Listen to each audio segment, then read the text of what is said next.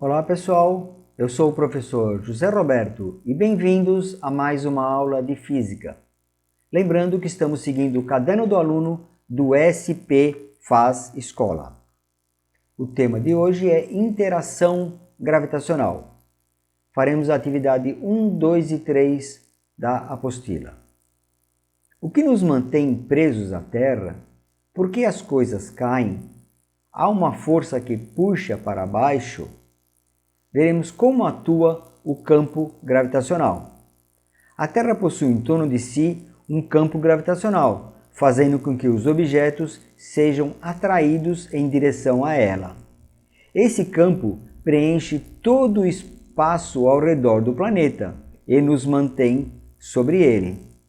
Também é ele que mantém a Lua girando em torno da Terra e que segura a nossa atmosfera do nosso planeta. Se não houvesse um campo gravitacional suficientemente forte, a atmosfera se dispersaria pelo espaço. Na verdade, todos os objetos possuem um campo gravitacional. Podemos pensar um campo gravitacional como uma parte invisível do objeto e que preenche todo o espaço que o circunda. Assim como a Terra, todos os planetas também possuem o seu próprio campo gravitacional. O Sol possui uma massa muito grande e por isso mesmo um campo gravitacional em torno dele muito intenso. E é esse campo gravitacional que faz com que todos os planetas o circundem, todos os planetas orbitem em torno do Sol. A Lua também tem o seu campo gravitacional. Em filmes, a gente pode perceber que os astronautas parecem mais leves do que na Terra. Com um pequeno impulso, o astronauta caminha e salta na superfície lunar como um canguru. Isso acontece porque o campo gravitacional da Lua é menor do que o na Terra. A massa do astronauta, entretanto, não muda. O que modifica é o seu peso. Vamos ver peso, massa e gravidade. Massa é uma característica da matéria, ela é dada em quilogramas. Peso é o resultado da atração gravitacional. O peso é igual massa vezes o g, a aceleração da gravidade. Peso é dado em newtons, a massa em quilogramas, e o g, a aceleração da gravidade, é dado em metros por segundo ao quadrado. No caso da Terra, a aceleração da gravidade vale 9,8 metros por segundo ao quadrado, aproximadamente igual a 10. Todos os planetas, todos os astros do Sistema Solar possuem o seu próprio campo gravitacional. Vemos aqui o valor do campo gravitacional para vários planetas. Mercúrio, Vênus, a Terra 9,8, como nós falamos. Veja que Júpiter e Saturno como possuem campos gravitacionais bem maiores. Por quê? Porque esses planetas, Júpiter, Saturno, Urano e Netuno, são planetas bem maiores. Lembram disso que nós vimos? A Lua, por outro lado, possui um campo gravitacional pequeno, tá? Apenas de 1,7. Uma pergunta interessante: quanto você pesaria em outros planetas? Será que seria diferente? Sim, o seu peso seria diferente em outros planetas. A sua massa não, a sua massa é constante em qualquer lugar do universo, é igual, mas o seu peso sim, ele muda para cada planeta. Vamos fazer um exemplo aqui para a Terra. Vamos supor que você tenha uma massa de 70 kg, vamos calcular seu peso na Lua.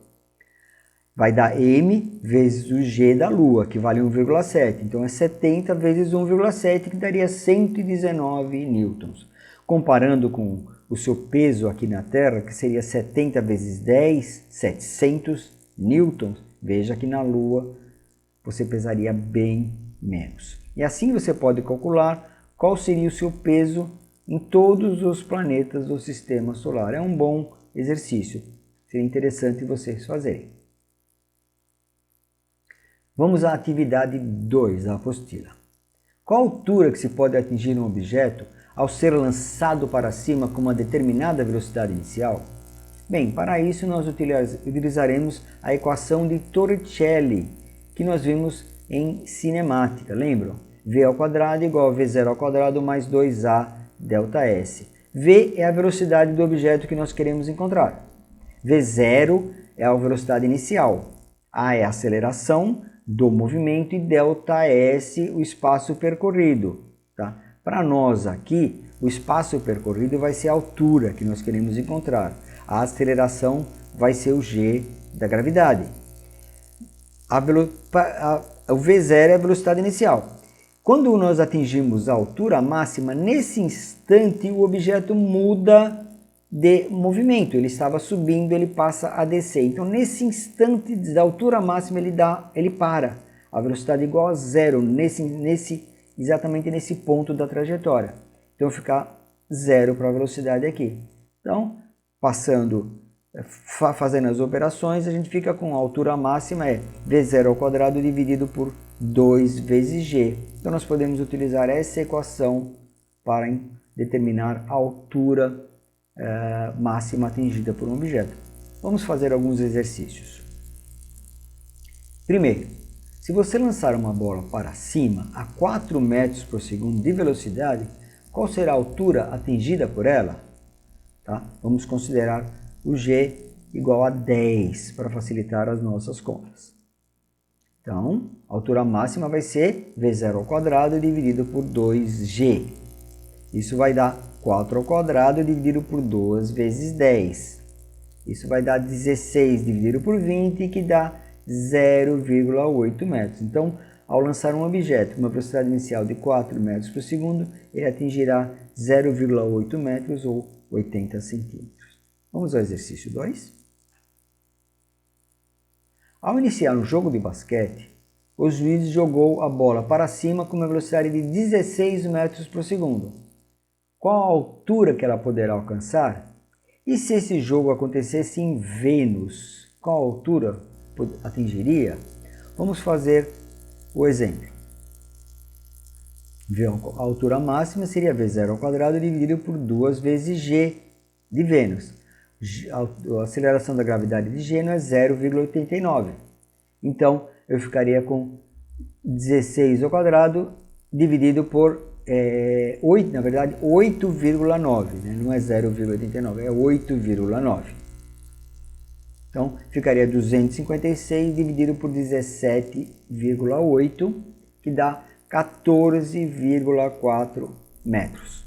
Então, em Vênus, se você jogasse um objeto a 16 metros por segundo, ele atingiria uma altura de 14,4 metros. Na Terra, esse valor seria um pouco menor. Vocês podem calcular, é interessante também. Aqui na Terra, ao jogar algo leve, como o livro O Guia do Mochileiro das Galáxias de Douglas Adams, para alguém que está no andar de cima ou no telhado, é uma tarefa relativamente simples. Jogar objetos para cima na Lua seria mais fácil, muito mais fácil, um pouco só mais fácil, impossível ou igualmente fácil? Bom, a aceleração da gravidade da Lua vale 1,7 metros por segundo ao quadrado, muito inferior que da Terra. Da Terra vale 10. A aceleração da gravidade da Terra, então, é 6 vezes aproximadamente a aceleração da gravidade da Lua. Então, jogar um objeto para cima na Lua é muito mais fácil. 6 vezes mais fácil, por assim dizer. Tá? Letra A, muito mais fácil. Vamos à atividade 3.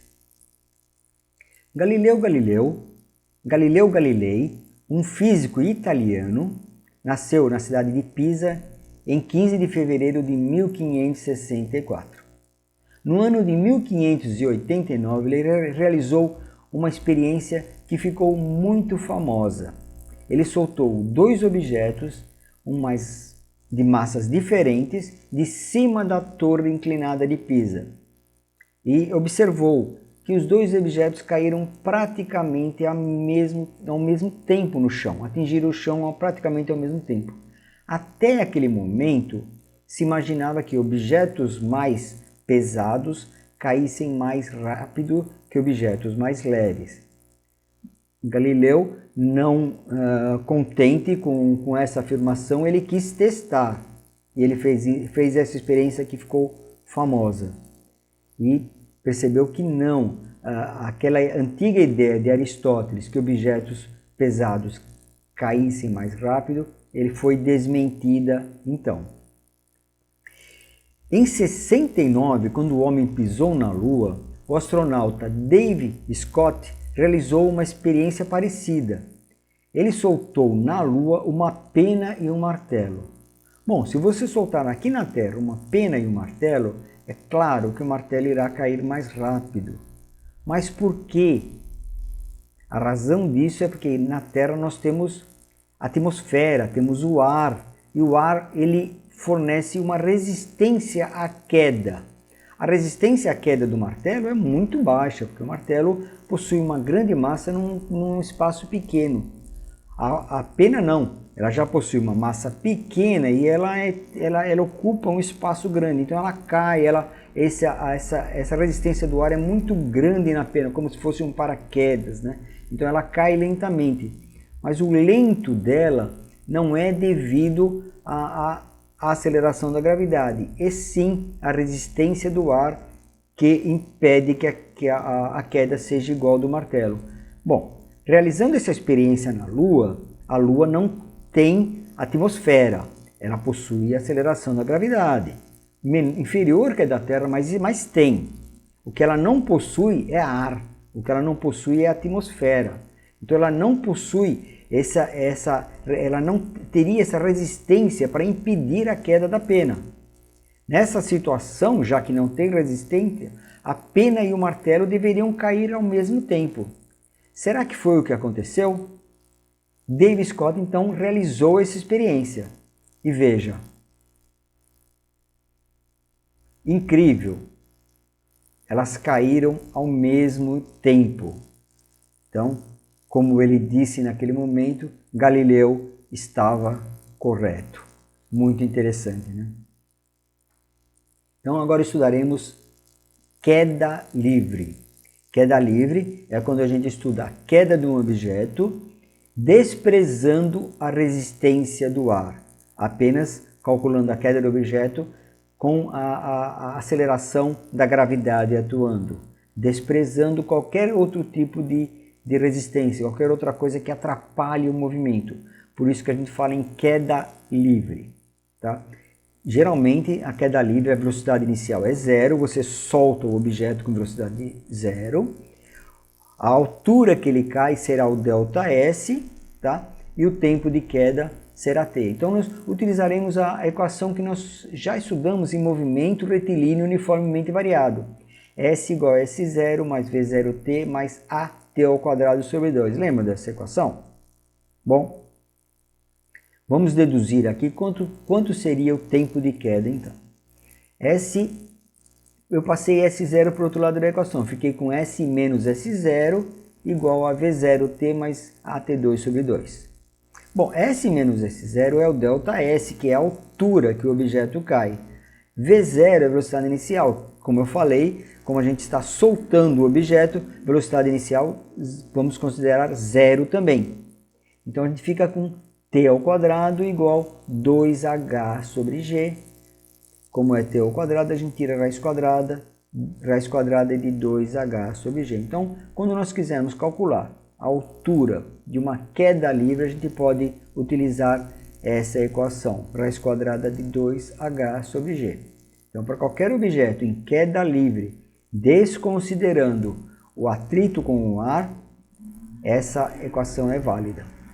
Certo, pessoal? Vamos fazer alguns exemplos da apostila. Primeiro exercício. De um prédio de 25 andares com 80 metros de altura, é largada uma pedra. Quanto tempo ela gasta para atingir o solo? E se fosse na Lua, quanto tempo duraria essa queda? Bem, vamos calcular. Para Terra primeiro, o G vale 10, vai ser 2 vezes 80 dividido por 10. Isso vai dar 160 dividido por 10, vai dar a raiz quadrada de 16, corto o zero, que é 4 segundos. Um objeto solto a 80 metros de altura na Terra demora 4 segundos para atingir o solo. E se fosse na Lua, vamos fazer o cálculo para a Lua, o G vale agora 1,7. É a mesma conta, 2 vezes 80, 160, só que agora dividido por 1,7. Isso vai dar a raiz quadrada de 94,1. 9,7 segundos. Um tempo bem maior, né? Então, quando você solta um objeto na Lua, ele cai muito mais lentamente, praticamente o dobro do tempo. Vamos ao segundo exercício. Um vidro de perfume caiu do balcão de 1,25 metros de altura. Na Terra, qual seria o tempo de queda? E se a mesma queda ocorresse num local com campo gravitacional igual a 2,5 metros por segundo ao quadrado? Qual seria o tempo de queda? Vamos ver então. Para a Terra, vai ser 2 vezes h dividido por 10, 2 vezes 1,25 dividido por 10, vai dar raiz quadrada de 0,25, que vai dar 0,5 segundos. Então, caindo de 1,25 metros de altura, meio segundo atinge o solo. Vamos fazer a mesma conta, então, para um campo gravitacional de 2,5 metros por segundo, menor. O que vocês acham? Vai demorar mais tempo ou menos tempo? Se o campo gravitacional é menor, obviamente ele vai demorar mais tempo. Vamos calcular. Então isso vai ficar 2 vezes 1,25 dá 2,5. Dividido por 2,5 dá 1. Raiz quadrada de 1 é 1. Demora 1 segundo, um tempo menor do que quando nós temos a aceleração da Terra g igual a 10, certo? Terceiro exercício. Ao pousar em Vênus, o tripulante da nave espacial Big Big deixou cair a sua arma desintegradora da cintura. Sabendo que do chão até a cintura o tripulante tem 5 metros, quanto tempo a arma demorou para chegar ao chão? Vamos ver. Mesma coisa, T igual a raiz quadrada de 2GH. Agora a altura é 5 metros, 2 vezes 5 dividido por 8,9, que seria a aceleração da gravidade de Vênus. Isso dá raiz quadrada de 1,12, aproximadamente 1,06 segundos. Ok, pessoal, fizemos bastante exemplos com acelerações da gravidade diferentes em vários planetas diferentes, né? Então nós percebemos que o tempo de queda depende da aceleração da gravidade. Ok, pessoal? Espero que vocês tenham gostado da aula de hoje e até a próxima aula. Tchau, pessoal!